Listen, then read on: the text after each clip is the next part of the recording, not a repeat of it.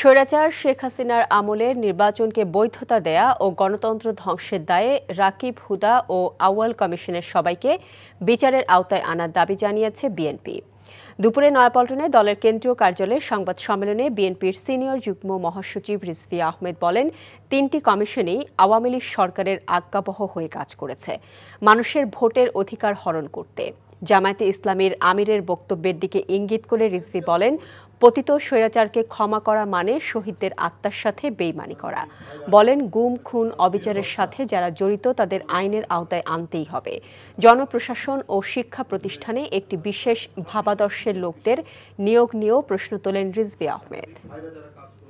আপনি শুধুমাত্র আপনার চাকরি রক্ষার্থে শেখ হাসিনার কথা শুনে আপনি যে অন্যায়গুলো করলেন, একতরফা একটা নির্বাচন, গুন্ডা পান্ডা সন্ত্রাসীদের দিয়ে ব্যালট ভরার নির্বাচন গোটা দেশ দেখেছে, আন্তর্জাতিক গণমাধ্যমগুলো দেখেছে, তারপরে আপনি করলেন কি করে?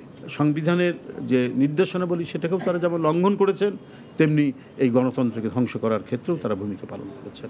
তো সুতরাং এইটার সাথে যারা দায়ী, যে কটা নির্বাচন কমিশন হয়েছে, আমি মনে করি তাদেরকেও কাঠগড়ায় দাঁড় করানো উচিত।